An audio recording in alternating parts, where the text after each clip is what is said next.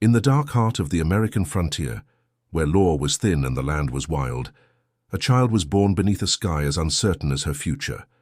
Her name was Martha Jane Canary, but the world would come to know her by another, Calamity Jane.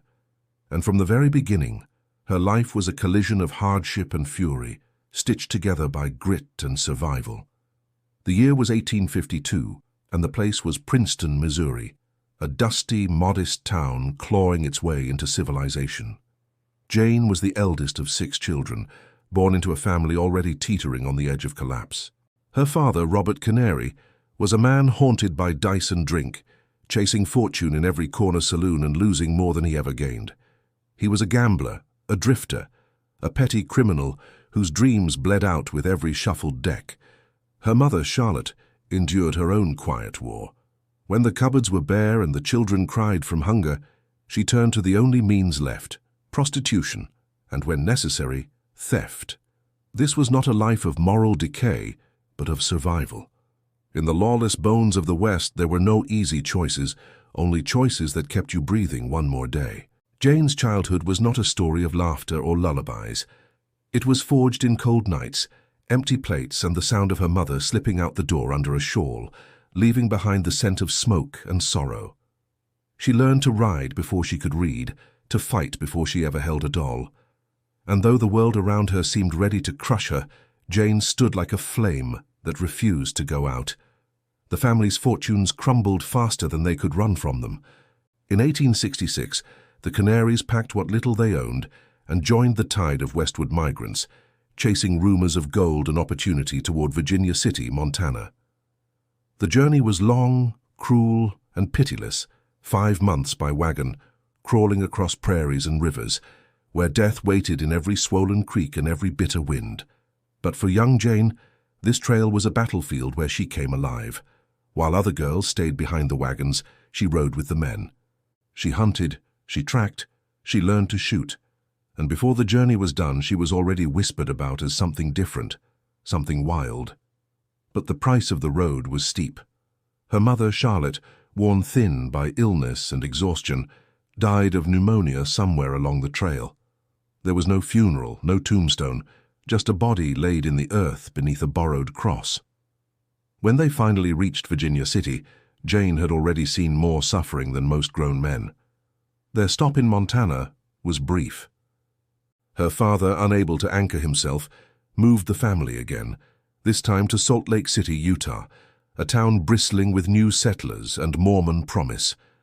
There, Robert tried to find honest work, and for a moment, it seemed life might level, but hope was a cruel thing. Within a year, he too was dead, and Jane, barely 12 years old, stood at the head of a family with no one left to lead it. Most children might have wept, fallen into despair, begged for the mercy of strangers. But not Jane. She was already carved by the blade of the frontier.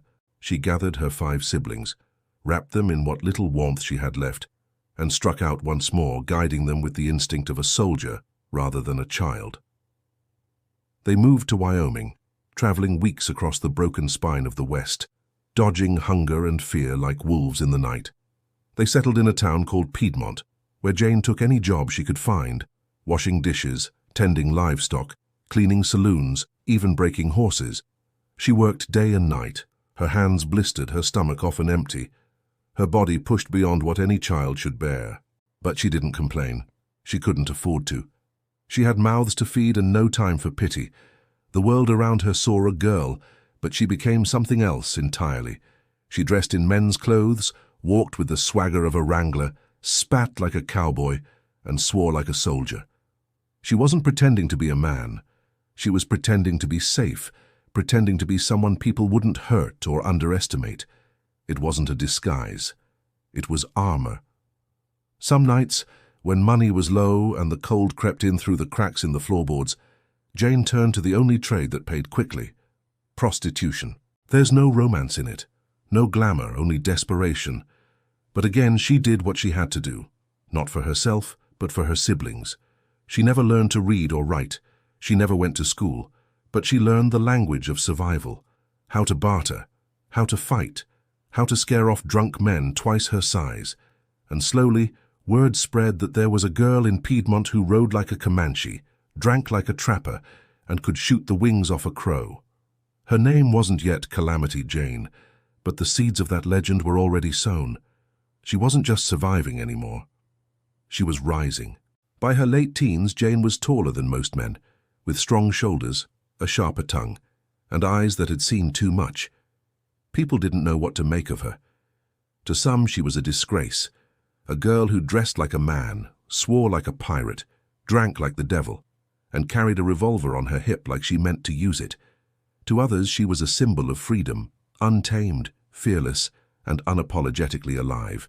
But to herself, she was just Jane, still carrying the burden of 5 younger lives, still fighting every day to stay one step ahead of hunger, heartbreak, or death.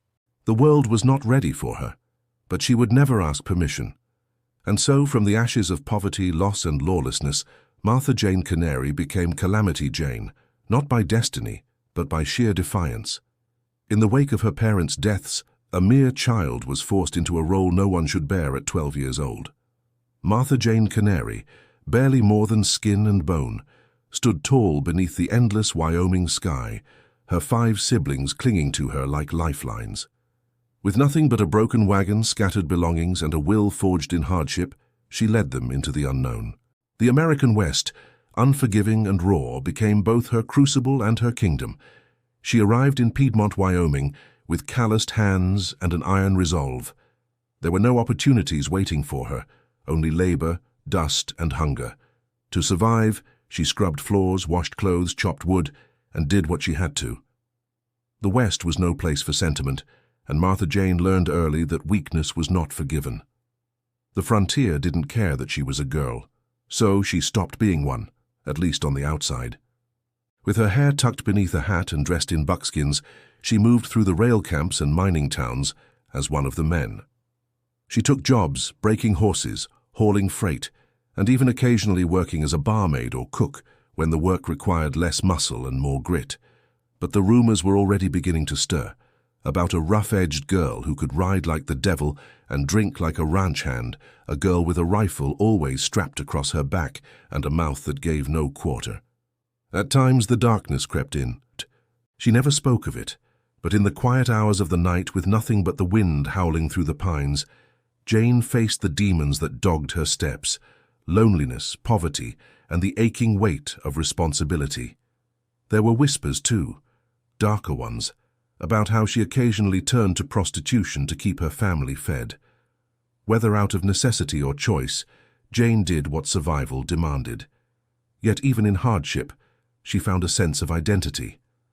She became a creature of the open plains, fearless, brash, and unrelenting. Her toughness was not a show, it was armor. She didn't just act like a man to blend in. She became something more than either man or woman, a symbol of rebellion against the shackles that tried to bind her. And in time, that symbol would gain a name. In 1870, she found her way to Fort Russell in Wyoming Territory, and it was there that Martha Jane's transformation into a legend truly began. The fort buzzed with the constant motion of soldiers, scouts, and traders. Among them, Jane found her calling, not in domestic labor or tavern work, but as a scout. It was unheard of, a woman riding with the likes of George Armstrong Custer's forces. But Jane didn't ask permission. She simply showed up, rifle in hand, and let her actions do the talking. She could ride faster than most of the cavalry, shoot straighter than half of them, and navigate terrain like she'd been born of the prairie itself. Her reputation spread like wildfire. Some say she rode with General Crook instead of Custer, others that she operated on her own terms, drifting from campaign to campaign. The records are hazy, blurred by legend and time, but the West remembered her. It was during one of these expeditions, some say in Goose Creek, others claim the Powder River, that the name Calamity Jane was born. According to Jane herself, Captain Egan was leading the troops through hostile territory when an ambush struck like lightning. Gunfire split the sky, and the captain was thrown from his horse, bleeding out in the dust. With no regard for her own safety, Jane turned her mount and charged headlong into the chaos. She pulled Egan onto her saddle and galloped back through the crossfire, bullets whizzing past her ears. When they reached safety, The captain, half delirious and bleeding, supposedly laughed through the pain and declared, "Jane, you're a calamity if ever I saw one. Calamity Jane it is." But like many stories in her life, that tale is more myth than certainty. The truth may lie elsewhere, that she earned the name not for heroism, but for her temper and tongue. "It'll be a calamity for you if you cross me," she'd say, hand on her hip, spitting whiskey into the dust. And the men believed her. She brawled, shot, drank, and lived harder than most cowboys ever dared. Newspapers began picking up stories of this wild woman of the West, painting her as a fearless outlaw, a lawless heroine who roamed with the likes of Wild Bill Hickok and faced down bandits without blinking. By 1876, Calamity Jane had etched itself into Western lore. In the saloons of Deadwood, in the barracks of remote forts, and in the penny novels sold to Easterners who could scarcely imagine the savage beauty of the frontier, her name was spoken with awe and amusement, admiration and fear. She was no longer just Martha Jane Canary. She had become legend. But legends don't rest easy. Behind the myth was a woman still scarred from childhood loss, still carrying the burdens of a past she rarely spoke of. The West would continue to shape her, bruise her, and eventually bury her. But for now she rode high, rifle gleaming in the sun, a shadow on the prairie horizon. Calamity Jane had arrived. The year was 1876, and Deadwood, South Dakota wasn't a town. It was a living powder keg. Born from the gold rush that brought desperate men and hard-eyed women to the Black Hills, Deadwood teetered between prosperity and ruin, between lawlessness and legend. Gunshots were more common than sermons, and whiskey flowed faster than water. It was into this tempest that Calamity Jane rode, already infamous, already larger than life. She arrived dust-covered, saddle-worn, and grinning like a devil with nothing left to lose. The townsfolk whispered as she passed, some in admiration, others in fear. She wore buckskins, carried 2 revolvers, and swore like she invented the language. There were no ladies in Deadwood, only survivors, and Calamity Jane fit the town like a bullet in a barrel. Jane soon found herself in the company of the town's most notorious figures. Among them was Dora Dufran, the most successful madam in the Black Hills. Dora ran the Little Blue House, a brothel as famous for its discretion as for its girls, and she saw in Jane a kindred spirit, rough around the edges, but tough and loyal. Dora offered her work and friendship, and Jane for a time found some semblance of stability in Deadwood. But it wasn't Dora who would define her story in Deadwood. It was James Butler Hickok, better known to the world as Wild Bill. He was a legend in his own right, lawman, gambler, gunslinger, and Civil War veteran. He walked with a slow, deliberate gait, long hair brushing his shoulders, eyes hidden beneath the brim of a wide hat. When he entered a saloon, the room quieted. He had that effect on people, and Jane, wild, brash, and unyielding, was drawn to him like a moth to a campfire. Their relationship is the stuff of frontier myth, blurred by time, tall tales, and dime novels. Some say they were lovers, others say they were friends bound by mutual respect. Still others insist they were married in secret and that Jane bore his child. No records prove it. No documents survive. But in Jane's own writings, dictated and often embellished, she claimed him as her own. She told stories of drinking with him, riding beside him, and even fighting off ambushes at his side. In the saloons of Deadwood she watched his back, and in his shadow she stood not as a woman, but as a fellow legend. She loved him, that much is clear, whether or not the feeling was returned. To Jane, Wild Bill wasn't just a man. He was the only one who ever saw her. Not as a freak, not as a woman playing at being a man, but as an equal. But love in the West was never built to last. On August 2nd, 1876, fate came for Wild Bill Hickok in the form of a coward with a pistol. The day had begun like any other. The saloons were full, the air thick with tobacco and tension. Wild Bill entered Nuttall and Mann's No. 10 saloon, sat down to play poker, and, fatefully, took a seat with his back to the door, something he rarely did. He held in his hands a pair of aces and eights, what would forever be called the dead man's hand. As the game wore on, Jack McCall, a drifter nursing a grudge and a bottle, walked in. He approached from behind, raised his pistol, and shot Wild Bill in the back of the head. The shot echoed like thunder. Bill slumped forward, dead before he hit the floor. Panic erupted. Chairs overturned, people screamed, and the West lost one of its greatest figures, not in a blaze of glory, not in a duel at high noon, but from the hand of a coward.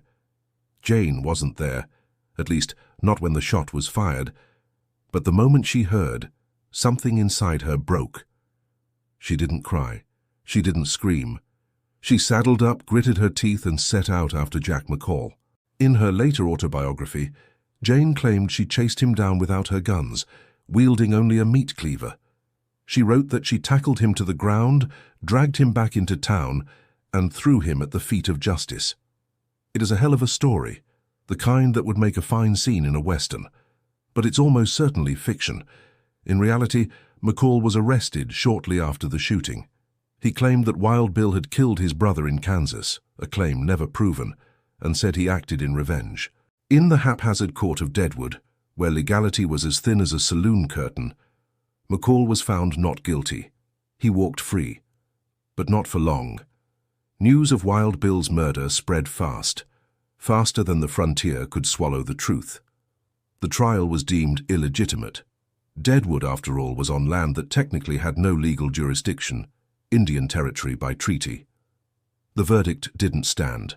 McCall was arrested again, this time by federal marshals, and brought to Yankton, South Dakota, where he was tried once more, this time properly. The jury took little time. The evidence was overwhelming, the motive shaky, and the deed cold-blooded. Jack McCall was hanged in March 1877, less than a year after he pulled the trigger. He died a coward's death, unwept and unremembered, except as the man who killed Wild Bill Hickok.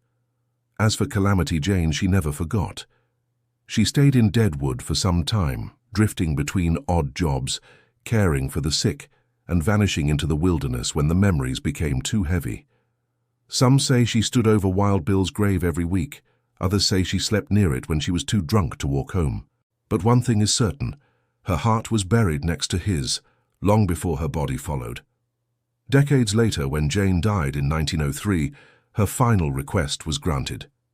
They buried her beside Wild Bill, on a hill overlooking Deadwood, where the wind still whistles through pine and stone. Whether it was love, friendship, or obsession, it no longer matters. Together they became the West itself, untamed, romantic, tragic. And Calamity Jane, rough, rowdy, full of lies and larger-than-life tales, became something more than a woman who rode hard and drank harder. She became a keeper of memory, a soul who watched legends rise and fall, and a name forever etched into the blood-red soil of frontier myth. The West was no place for saints. It didn't reward virtue, nor spare the good. Kindness could get you killed, and hesitation was a luxury most couldn't afford. Yet amid all the gunsmoke and grit, in a land carved by violence and greed, there stood one figure, half outlaw, half angel, who defied that rule every time she saddled up. Her name was Calamity Jane, and though she was branded by the world as a roughneck and renegade, there was another side to her, one far more enduring. She was unpredictable as prairie weather. One day she was drunk in a Deadwood saloon, trading punches with cowboys twice her size. The next she was riding through the night bloodied and sleepless, trying to save the lives of strangers who hadn't even asked for help. In her, the lines between legend and truth were always blurred, but her courage and more than that, her compassion were real. One such story, the kind that survives not because it's dramatic but because it's true, occurred during a dusty afternoon on the edge of Wyoming territory. A stagecoach, its wheels clattering over broken terrain, was carrying 6 passengers across open country. Among them were women, children, and a frail elderly man, his hands trembling with every jolt of the rickety vehicle. They were halfway between Fort Laramie and Deadwood when it happened. A Cheyenne war party, angered and desperate, descended on them. The reasons for the ambush were complex. Part revenge, part resistance, part the madness of a world where treaties were written in smoke and broken by sunrise. Whatever the reason, arrows sliced through the air, one striking the coachman directly through the chest. The man slumped forward, reins slipping from his hands as the horses screamed and surged ahead in panic. the stagecoach, driverless, uncontrolled, hurtled toward a rocky ravine.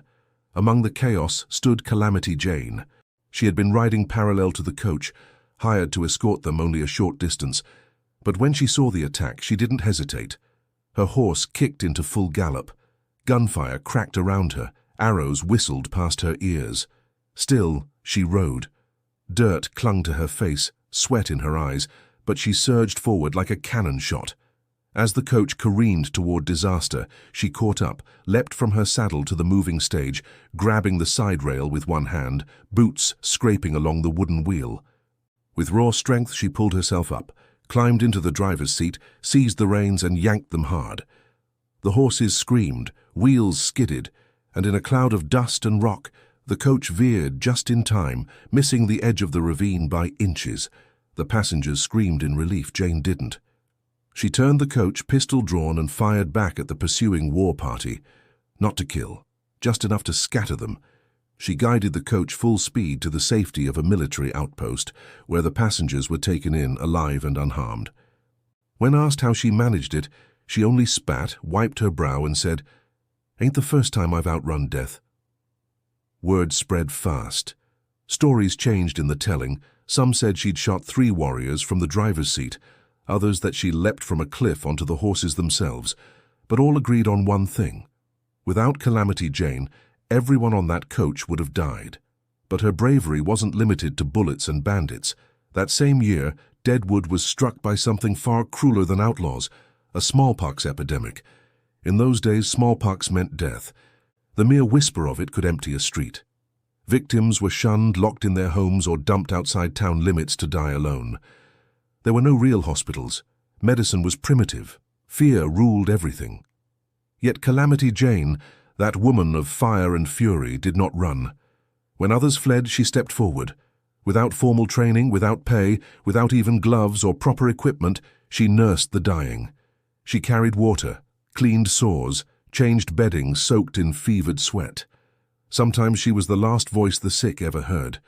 She sat beside them, singing songs, telling stories, even as their breath grew ragged and shallow. She buried them when they passed, digging graves herself, refusing to let them be forgotten. And somehow, she never got sick. Perhaps it was luck. Perhaps it was resilience born from 1,000 other brushes with death. Or maybe, as the old-timers used to say, the disease was too scared to take her. Whatever the truth, when the worst had passed, the people of Deadwood remembered. For once, they didn't see her as just a drunk or a gun hand. They saw her as a guardian, as someone who, when the darkness crept in, had faced it down with nothing but a rag, a bottle of whiskey, and a stubborn heart. And it wasn't the only time she rose beyond the myths. There are scattered stories from mining towns and rail camps, tales of Jane helping children cross rivers, pulling trapped men from collapsed shafts, delivering babies on freezing nights, even giving away her last coin to a starving widow. No 2 accounts ever quite match, but all share the same heartbeat. A woman who, for all her wildness, carried more humanity than most preachers. She swore and drank and fought like hell. But she also loved fiercely and gave without asking.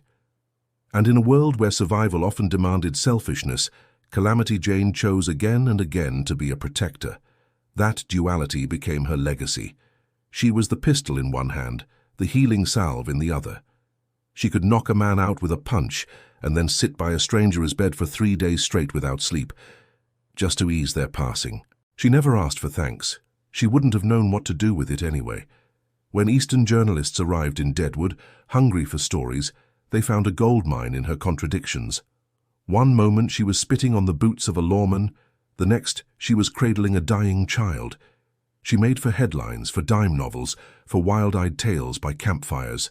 They called her the White Devil, the Queen of the Frontier, the Savage Angel. But Jane? She never read a word of it. She couldn't. And yet, even as her legend grew, she remained rooted in acts of raw, unfiltered compassion. Whether it was gut instinct, genuine care, or a refusal to let the West strip her of her soul, she showed up when others didn't. The West remembers its gunfighters, its outlaws, its tycoons. But in the fading embers of the campfire, it also remembers the woman who once stopped a runaway stagecoach and held a stranger as hand through fever dreams. It remembers Calamity Jane, not just as a legend, but as a heart that kept beating even when surrounded by death. For a woman who had lived most of her life on horseback, chasing the horizon like it owed her something, the idea of settling down was as foreign as lace gloves or parlors with polished floors. And yet, even Calamity Jane, battle-scarred, whiskey-tongued and wild as the wind, had moments where the world grew quiet, where dreams of stillness crept in like distant thunder. They say even the fiercest storm longs to rest.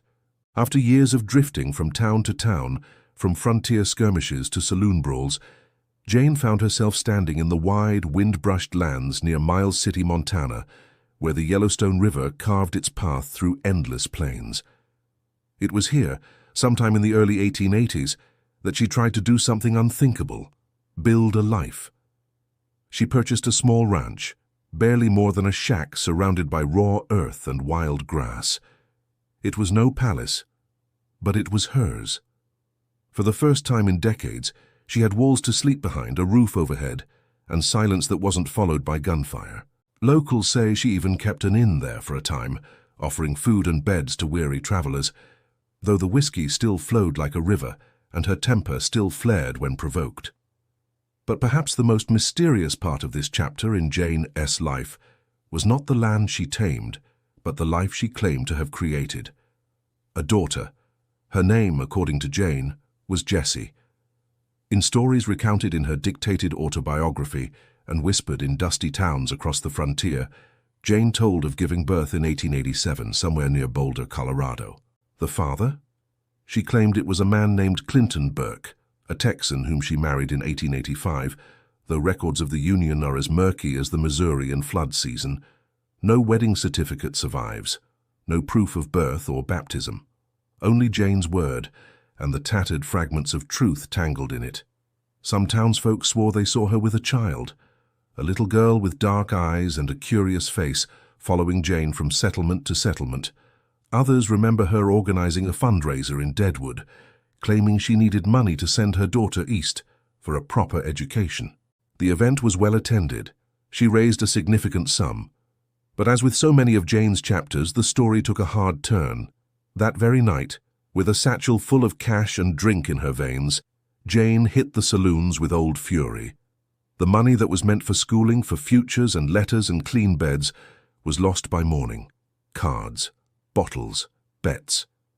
And in the morning light, all that remained was regret. That silent, cruel partner she could never seem to shake. What happened to Jessie remains a mystery. Some say she was adopted by foster parents in the East. Others claim she died young, a shadow fading from Jane's story just as quietly as she entered. There are whispers, though, snapshots in time, of Jane wandering through Wyoming, Nebraska, and Colorado with a child in tow. A few towns remember the pair, but there's no official record. Nothing to prove the child ever existed beyond Jane's memory or imagination. And maybe that's where the truth lies. Maybe Jessie was real, a spark of softness in Jane's storm-tossed life. Or maybe she was a phantom of longing, a daughter born in the heart if not in the flesh. Jane never confirmed. She never denied. She just kept moving as if staying still would force the truth to catch up. Her marriage to Clinton Burke, like everything else in her life, was fleeting. Some say he left after a year, others say he stayed, but never truly loved her, tolerating her moods, her wandering spirit, and her frequent descents into drunken melancholy. They drifted in and out of each other's lives like wind ghosts, never rooted, never certain. Through the 1880s and 1890s, Jane roamed the western states like a relic in motion.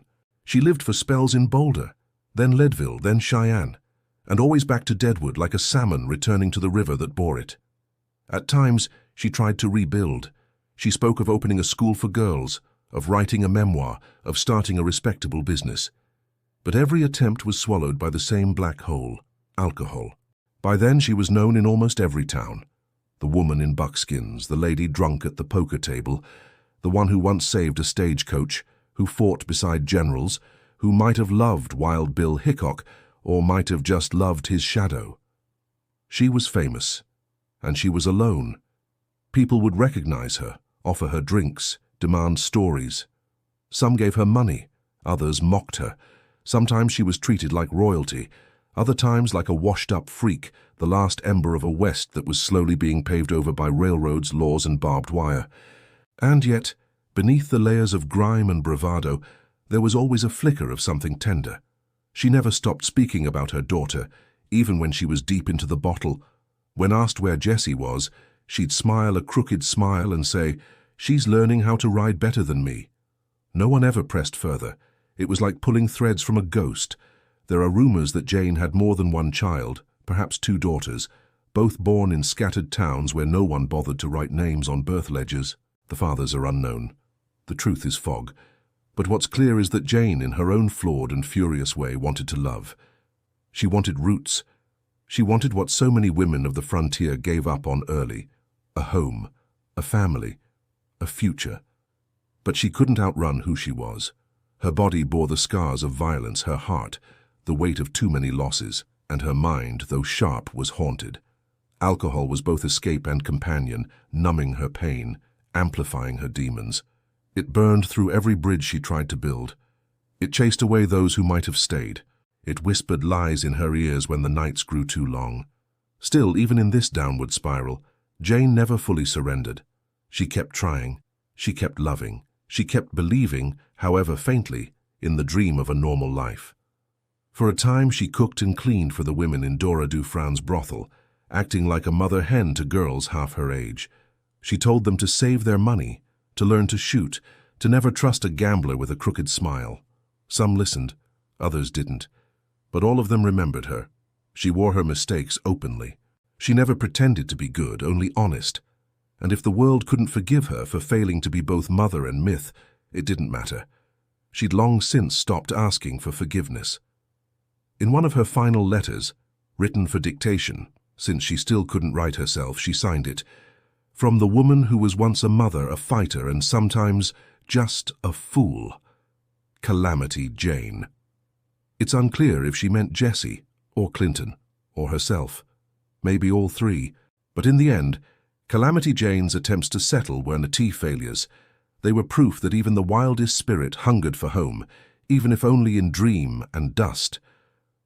By the time the year 1895 rolled around, the West wasn't wild anymore. It was fading into memory. The railroads had come. Telegraph wires split the sky like stitches on an old wound. Territories were becoming states. The saloons were now banks, the outlaws now stories. And the people who had once carved a living out of dust and desperation were growing old, watching the frontier they once ruled turn into something tame. Calamity Jane, whose life had been forged in the fire of this dying era, now found herself without a war to fight, without a land to defend, without even a reputation she could fully control. But there was one man who understood what it meant to be a living legend. His name was William F. Cody, though the world knew him as Buffalo Bill. Buffalo Bill Cody had turned the West into theater. He took real gunslingers, scouts, cowboys, and Native Americans and paraded them before adoring crowds from Chicago to London. His Wild West show was more than entertainment. It was a living tapestry of the frontier, painted in broad, bloody, and often exaggerated strokes. And when he extended a hand to Calamity Jane, he wasn't offering just a job. He was offering her a place in history. Jane joined the show in the spring of 1895. She was nearly 43, though the years had weighed heavy on her. Alcohol, sorrow, and survival had aged her beyond her time. Her hair, once the color of prairie soil, had begun to gray. Her eyes, sharp as flint, now carried the tired weight of too many losses. But her spirit, unbroken. She rode into the arena dressed in buckskins, pistols on her hips, waving to crowds who roared her name. She wasn't just a performer, she was a symbol, a piece of myth galloping across sawdust rings and under striped tents. She shot targets with astonishing precision, reined her horse with one hand, and told tales that blurred the line between fact and fable. "I once saved a stagecoach from 20 Cheyenne warriors with nothing but a broken rifle and my grit," she'd declare, and the audience would cheer, never caring if it was true. Because in the Wild West show, truth was just seasoning, What mattered was legend. She shared the stage with names like Sitting Bull, Texas Jack, and Pawnee Bill. She rode in exhibitions alongside real native warriors reenacting battles, even if it pained her to see their history reduced to entertainment. Still, for Jane, the show offered something she hadn't known in years: purpose. Each city she visited, St. Louis, Kansas City, Chicago, brought applause, admiration, and money. For the first time in ages, she wasn't scraping for meals or begging for work. She had an audience. She had a platform. She had fans who lined up to shake her hand, buy her autobiography, or simply get a glimpse of the woman who had ridden with generals and outlaws. But as always, the shadows were never far behind. Jane's old companion, the bottle, followed her into every town, every tent, every hotel. At first it was manageable, a drink to take the edge off, a swig before the performance. But soon, whiskey became her master, and Jane its most loyal subject. She missed rehearsals. She stumbled on stage. She cursed during monologues and snapped at handlers. Her voice, once booming with defiance, grew hoarse and slurred. Her horse began to fear her hand, and her fellow performers, though loyal to a point, could only cover for her so long. Buffalo Bill himself, a man known for his generosity and patience, tried to intervene. He offered her help, even sobriety clinics, rare for the time. But Jane, stubborn and proud, brushed it off. "I've lived through more bullets than you've seen rodeos, Bill. I can handle a little bourbon." She couldn't. Eventually the show had no choice but to let her go. Not with malice, not with anger, just with the quiet resignation of a man watching the sunset on something he loved. When the announcement was made, Jane didn't rage or plead. She simply nodded, packed her saddlebags, and rode away without saying goodbye. It was the end of something she could never get back. Not just the job, not just the applause, but the feeling of being wanted, seen, and needed, not as a broken soul limping through Deadwood streets, but as a warrior, a legend, a part of America's mythic fabric. In the years that followed, Jane tried to recreate the magic. She sold her story at traveling shows, set up booths at carnivals, even penned letters to Buffalo Bill asking to return. But the world had moved on, and Jane had slipped too far. Still, her time in the Wild West show remained the last great blaze of glory in her life. It was the only period where her wildness was not just tolerated, but celebrated, where her grit, her gun, her grief, it all had a stage. Ironically, her performance was more honest than the history books, because what she gave the audience wasn't a perfect portrait of truth. It was the essence of the frontier, rough, raw, flawed, and fearless. Her stories may have been half-lies, but her spirit was genuine, and those who saw her ride never forgot it. Later in life, when strangers recognized her on dirt roads or in dim saloons, they would say, "Didn't you ride with Buffalo Bill?" And she'd smile, tip her hat, and say, "Damn right I did, and I was the best shot on the line." Maybe she was, maybe she wasn't, but in that moment no one doubted her, and perhaps that was the point. The wild had gone quiet. The last echoes of gunfire across canyon walls had faded into the past, swallowed by the rising tide of civilization. The iron horse now roared where buffalo once thundered. Telegraph poles lined the endless roads that once belonged to coyotes and dust. The Old West was dead, and in its shadow walked a woman who had once helped shape it. Calamity Jane, once a force of nature who rode with the cavalry and stood shoulder to shoulder with legends, was now a relic in a world that no longer needed her. The closing years of the 19th century were not kind to her. Her health, worn down by years of hard living, whiskey, and wilderness, began to fail. Her back was bent, her voice cracked, and her eyes, once sharp as rifle sights, grew tired and distant. She wandered from town to town across the northern plains, Boulder, Leadville, Sheridan, Miles City, Deadwood, with no permanent home, dragging behind her the crumbling remains of a legend no one wanted to carry anymore. Jane begged for money in mining towns where her name had once commanded free drinks. She offered to pose for photographs in exchange for a warm meal, to sign shaky autographs for a few coins. People recognized her, yes, but not as the hero of stagecoach rescues or the fearless scout who once defied bullets and blood. They saw a drunk, a ghost in buckskins, mumbling old stories no one was sure were true anymore. Yet even as her body betrayed her, and her myth began to slip through her fingers, there were still flashes of the old fire. In 1900, in a rundown saloon near Baldy, Montana, a local newspaper editor stumbled across a familiar figure lying half-conscious in the corner. It was Jane, sick, pale, and barely breathing. He arranged for her to be nursed back to health, and during those fragile days she told stories, some true, some imagined, and tried once more to clean herself up. That same year, she was hired to work the Pan American Exposition in Buffalo, New York, a World's Fair meant to showcase the modern achievements of the United States. The irony was staggering. While America celebrated electricity, aviation, and technology, one of the last living artifacts of the frontier was being propped up as a sideshow, standing in costume beside wax figures and exhibits of a time that no longer existed. At first the job went well. Her name still had drawing power. Crowds gathered to see the infamous Calamity Jane, to hear her speak of riding with Custer, of saving stagecoaches, of Wild Bill and Deadwood. They gasped, they laughed, they clapped. She smiled, tipping her weathered hat, but the bottle was never far away. One night, deep into drink, Jane got into an argument with a bartender, then a lawman, then a bystander. The altercation grew loud, violent, chaotic. She was arrested and run out of town, humiliated and broken. The city that had paid her to perform now wanted nothing more to do with her. She wandered back west, returning to the Black Hills, back to Deadwood, her eternal orbit. By now, her clothes were tattered, her once proud horse gone. She slept in back rooms, in barns, sometimes outside under the stars, wrapped in memories.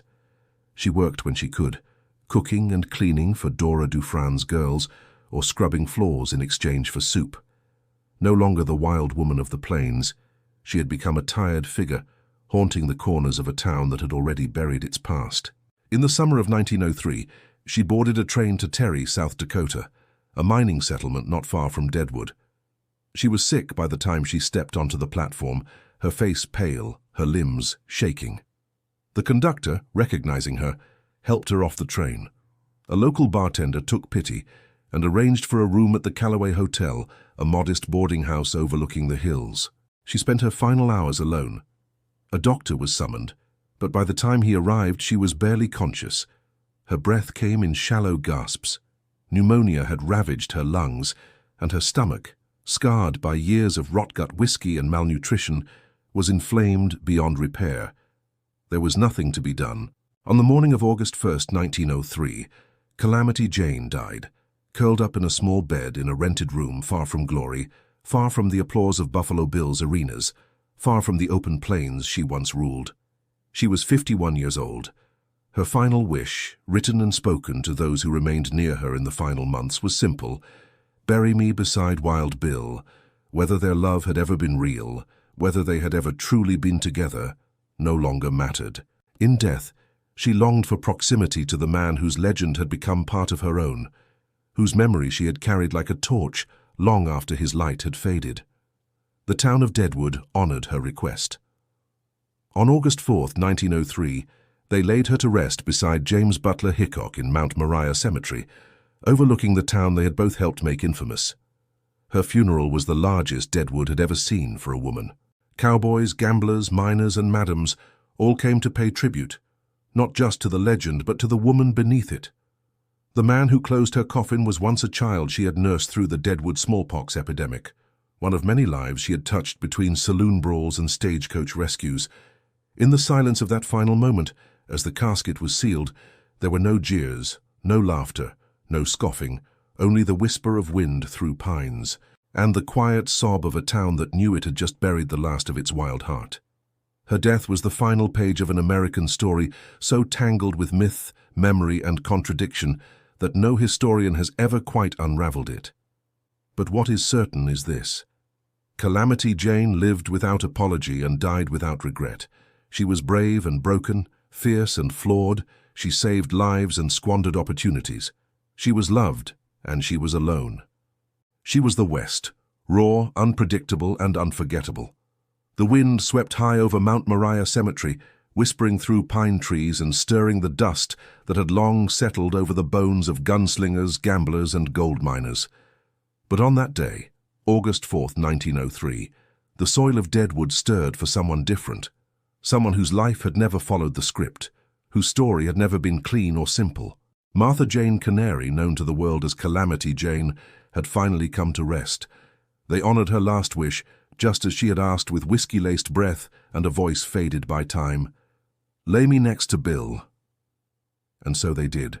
Her casket, worn and wooden, was carried by a procession of mourners, miners with soot-blackened faces, brothel girls with trembling hands, cowboys who remembered her laugh, and children who only knew her name from bedtime legends. The streets were lined with people. In a town where most were buried with no more ceremony than a shovel and a prayer, hers was the largest funeral Deadwood had ever seen for a woman.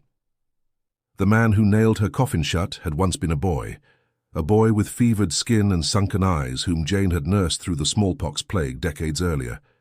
He remembered her hands, rough as rawhide but gentle.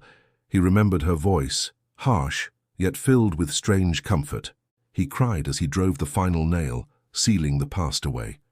They laid her beside Wild Bill Hickok, just as she had always wanted. Whether they had been lovers, friends, or strangers bound only by legend, no one could say for sure. But now, they were joined forever. Two icons of the American West sleeping side by side beneath stone markers and endless sky. The grave marker simply read, "Calamity Jane, a friend of Wild Bill Hickok." It was an inscription both humble and haunting, framing her legacy not in fame but in connection, in loyalty, in that unspoken truth that no matter how wild her life had been, she had belonged to something bigger than herself. And though her body lay still beneath Deadwood soil, her legend was just beginning to rise. In the years that followed her death, Calamity Jane became more myth than memory.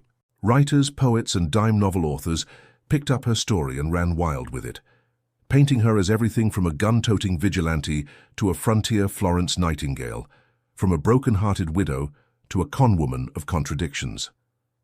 Her name appeared in newspapers, storybooks, and traveling shows.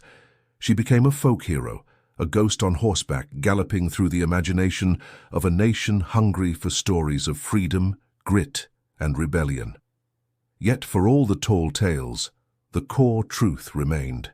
Calamity Jane was real, and her life was not tidy, not polished, but authentic. She drank too much. She lied sometimes. She made up stories. She swore like thunder and dressed like a man. She was poor, sick, and unrefined. But she also saved lives. She cared for the sick. She protected strangers. She loved deeply, even if that love went unreturned. She stood tall in a world that tried to shrink women into silence, and she refused to be anything other than what she was. And in that defiance, she became something eternal. But the story of Calamity Jane didn't end in the cemetery. Years after her death, strange rumors began to swirl, whispers that, one dark night, her grave had been disturbed, that someone, seeking morbid souvenir or twisted trophy, had broken into her resting place and stolen her skull. It was never officially confirmed, but the tale took root, just as her life had done. And perhaps in a twisted way, it was fitting, for even in death Jane could not be contained. Her body might rest, but her spirit refused to stay buried. It wandered, restless, refusing the peace that so many legends never find. They say the West lives in ghosts, the rustle of wind through canyon walls, the echo of hooves on dry riverbeds. If that's true, then surely Calamity Jane is among them, not as a sorrowful shade, but as a rider in the dusk, still chasing the horizon with her hat tipped low and her pistols gleaming. Her legacy runs deeper than bullets and whiskey. She represents the raw defiance of survival, the courage to exist fully in a world that offered no safety, especially to women. She was a woman who refused every expectation, who chose freedom over comfort, truth over respectability. She didn't care what the world thought. She cared only about riding hard, living real, and doing right by those who needed her most. And that's why she still matters. In a time where image often outweighs substance, Calamity Jane's flaws are what make her timeless. She reminds us that you don't have to be perfect to be brave. You don't need clean clothes or clean language to do something noble. You don't have to have a straight path to leave a lasting trail. Today, if you visit Mount Moriah Cemetery, you'll find her grave still there, Next to Wild Bill's, the tourists come and go. Some leave flowers, others leave whiskey. Some just stand in silence, unsure what to say. Because how do you honor someone who was more storm than statue? Maybe you don't try to define her. Maybe you just listen to the wind, feel the weight of her story and tip your hat. To the outlaw, to the mother, to the liar, to the healer, to the rider who would not be tamed. To Calamity Jane, the last wild soul of the American frontier.